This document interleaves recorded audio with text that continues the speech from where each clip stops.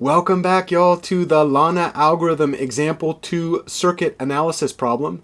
We're continuing with our process of using the LANA algorithm, the linear algebraic nodal analysis algorithm, to analyze the example you see on screen there. The current video is dedicated to step 6 of this algorithm, which is to determine all ordinary and generalized nodes in our circuit. If we hop over to the step-by-step guide for this algorithm, we see that a generalized node in this circuit is actually a set of circuit nodes that are connected together by a path of voltage sources. In contrast, an ordinary node in our circuit is just any node to which no voltage source is connected. Formally speaking, by the end of the last step, by the end of step 5, we actually have all of the circuit equations we need to analyze this. But remember, when we started this process, we claimed that we can reduce the large collection of circuit variables that we start with to describe the circuit. In fact, in step 4 of this algorithm, we noticed that there were 2 times m plus n sub g different variables. In this specific case, that's 2 times the number of circuit elements. The number of circuit element is 12 because 8 plus 2 is 12. So that's 2 times 12 is 24. 7 is the number of nodes. Each node has its own node voltage potential.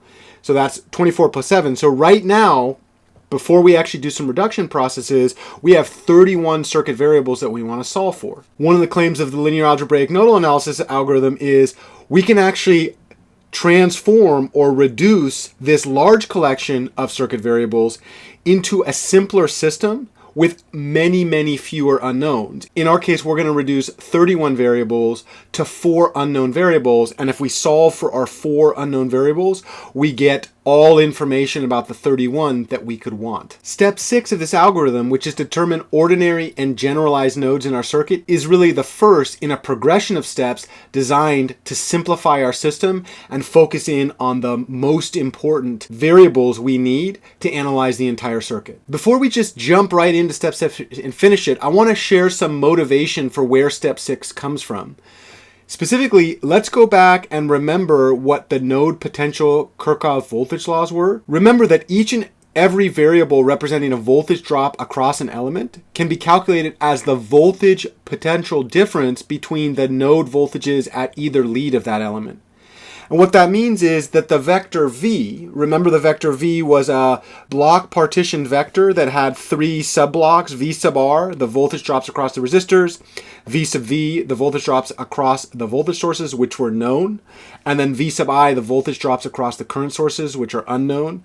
The second is the only known, the other 2 are unknown. The number of voltages in the first block had M sub R, the number of resistors, the number in the second had M sub V, the number of voltage sources, the number in the third had M sub I, the number of current sources. This statement up here says that I can calculate everything that I need to know about the entries of V from the entries U sub G. The information that we're going to collect about ordinary and generalized nodes come from a sub-block equation, which is the voltage source KVLs.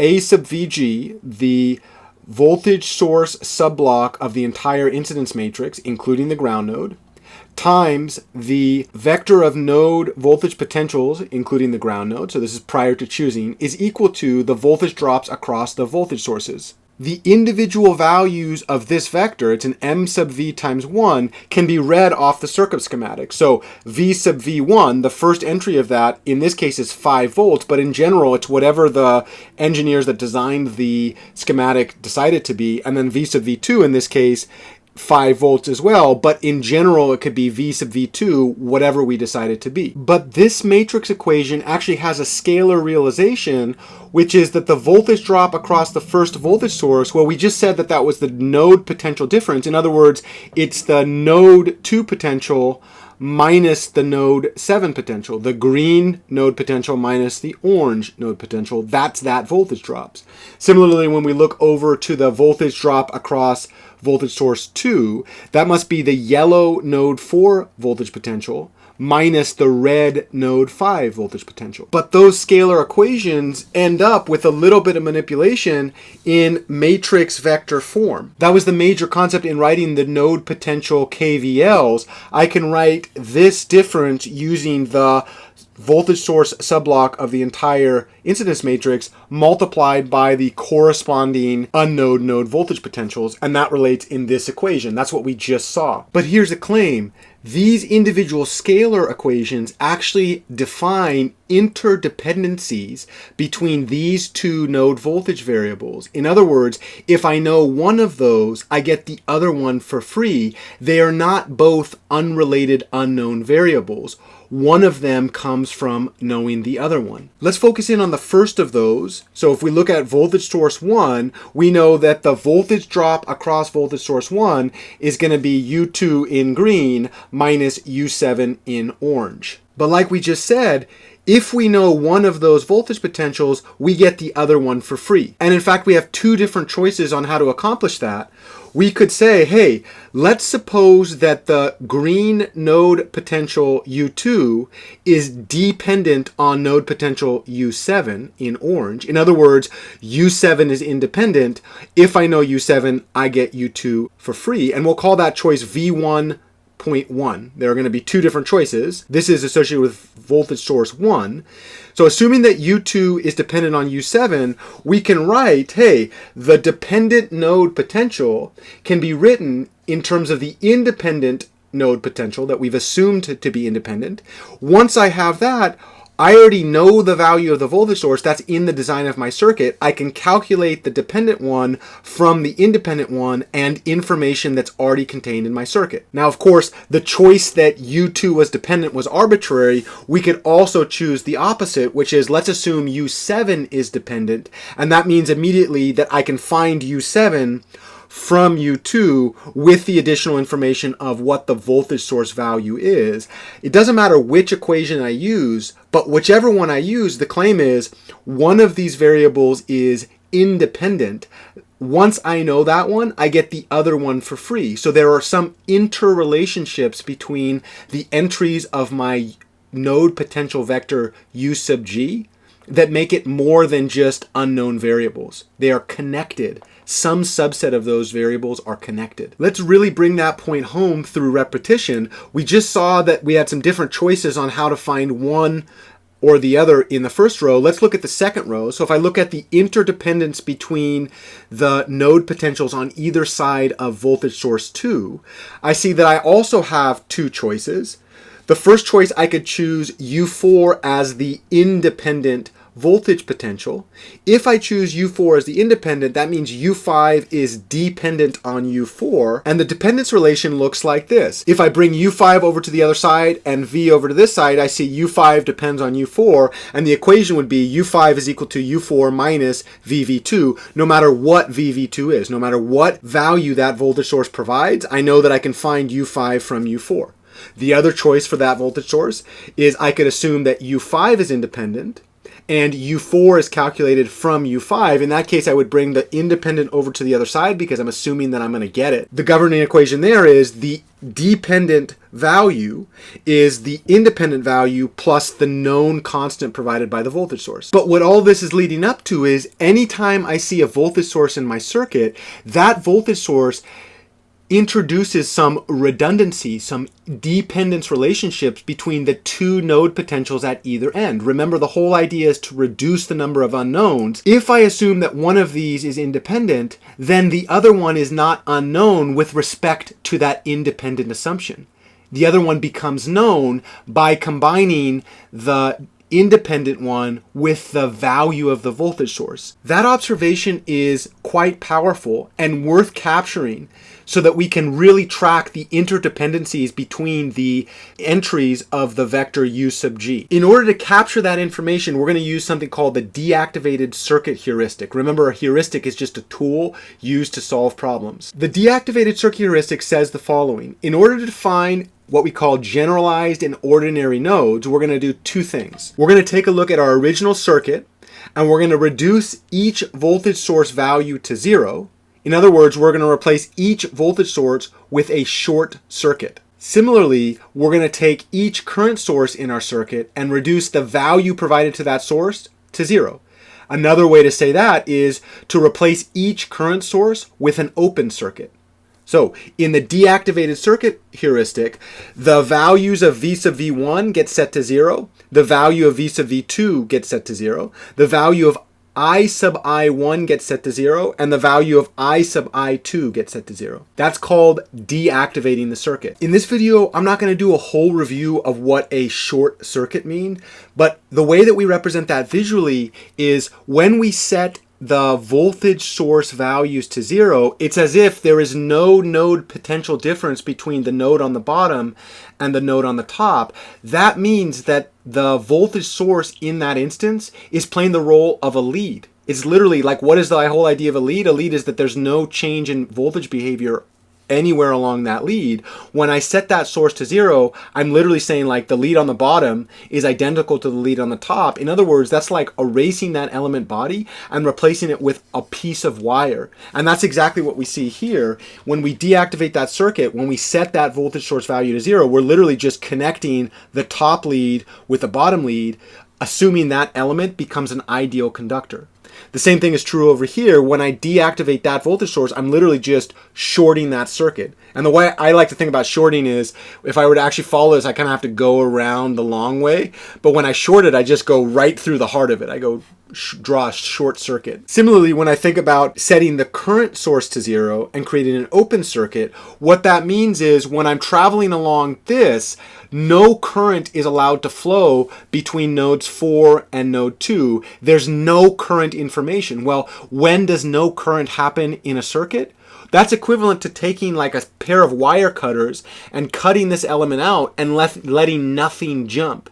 I like to think of that as an open circuit because literally what I'm doing is I'm taking the body of that element, cutting it out, and now it's open. It's wide open. Electrons cannot flow.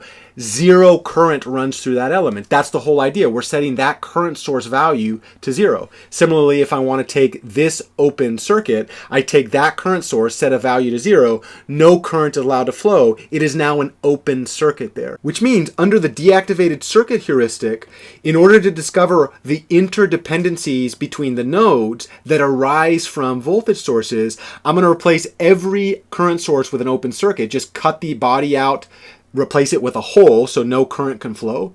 Every voltage source with a short circuit, cut every body out, replace it with a line, which means that the lead below the source becomes the lead above the source, and we see that there's kind of a merging of those two nodes. So node 2 and node 7, in terms of the topology of this deactivated circuit, those become the same node. Similarly, node 4 and node 5, in terms of the deactivated circuit, get melded together. But algebraically, that has real meaning in our circuit analysis problem. Remember that we said that the potential drop across voltage source 1 was going to be the difference in the node voltage potentials U2 minus U7. We have just assumed that the V sub V1 is 0. In other words, there's no node voltage potential drop across that provided by that source. And another way to say that algebraically is that U7 is identical to U2. But what that means is that these two nodes are functionally identical from the standpoint of the topology of the circuit. And what that also means is when I'm thinking about the number of unknown variables that I need to analyze for, if I know one of those, I get the other one for free. These are equal variables from the standpoint of our deactivated circuit. That's the same idea that happens in the second voltage source. When I'm looking at the voltage drop across that voltage source, it's going to be the difference between the yellow node 4 potential and the red node 5 potential. But when I assume that source has 0 value, when I deactivate that source, that means that the node potential difference becomes 0. In other words, the potential at node 5 is identical to the potential at node 4. These two are the same variable from the standpoint of the topology of that circuit. But when we look at the schematic for a deactivated resistor circuit, we notice that this deactivation heuristic actually partitions the nodes into two separate types or categories of nodes. The first category of nodes that we're noticing is nodes that are connected via a voltage source becomes the same node. So in this case, we see that nodes 2 and 7 fall into that paradigm. And then there's a separate collection of nodes 4 and 5 that fall into that category. With the goal of simplifying our circuit equations by reducing the number of variables, category 1 is super useful. When we know that two nodes are connected by voltage sources, when we know when we deactivate those circuits, those nodes become the same, we can group those nodes together as one category of nodes. The other type of node that arises, the ones to which no voltage sources are connected, when we do the deactivation heuristic, those nodes don't change. The topology of that circuit in terms of the nodes are the same. And that's a second category of nodes, ones that are unaffected by the process of deactivating our voltage sources. Well, guess what? That is the formal definition of a generalized node and an ordinary node. Let's start with the first category. We say that a generalized node is any set of nodes that are connected by a path of voltage sources. So for each generalized node, we only have one independent node voltage potential, and then all other nodes in that generalized nodes are dependent on that chosen independent value. The other category of nodes we're going to call an ordinary node. In this case, we see ordinary nodes 1, 3, and 6, and those are nodes to which no voltage sources are connected. The node potentials at those are independent because I don't have any information that would allow me to relate it to other elements in my circuit a priori. This is where we're going to start doing what mathematicians love with its counting. We're going to go ahead and count the ordinary nodes that we have. It looks like we have 1, 2, 3 of them. Let's identify ordinary node 1 is node 1, ordinary node 2 is node 3 of the original circuit, and then the third ordinary node is node 6. I can identify the independent voltage potential values at each of those nodes. So that's U1, U3, and U6. Each of those are in a separate category into themselves. Next thing we're going to do is group together sets of nodes in our circuit that are connected by voltage sources. Each set in that type is called a generalized node. The first generalized node that we're going to look at is the generalized node containing nodes 2 and 7. So that's the generalized node 1. And the corresponding voltage variables are U2 and U7. If I know one of those, I get the other one for free. The second generalized node is node 4 and 5 as a set. The corresponding variables are U4 and U5. If I know one of those, I get the other one for free. Notice when we do this, we've actually partitioned the entire set of nodes. When we classify ordinary and generalized node, every node is either an ordinary node or it's contained in a larger set of node that is identified as a generalized node, and indeed 1 plus 1 plus 1 plus 2 plus 2 is 7. There are a total of 7 nodes in our original circuit, and we've partitioned them into connectivity based on voltage sources. But that was exactly what we were supposed to do in step 6 of this algorithm. In the next step, we're going to do something called grounding the circuit. Before I do that, though, I'm going to make one other video that goes a little bit deeper into the background ideas behind using the deactivated circuit heuristic that we talked about in this video. There's a lot of interconnectivity between the electrical engineering theory and the corresponding linear algebraic theory that is kind of central to some of the underpinnings of this algorithm. And for my more advanced viewers, I really want to start setting the foundations for that understanding now. That's exactly what we'll do in this next optional video. I'll see you there.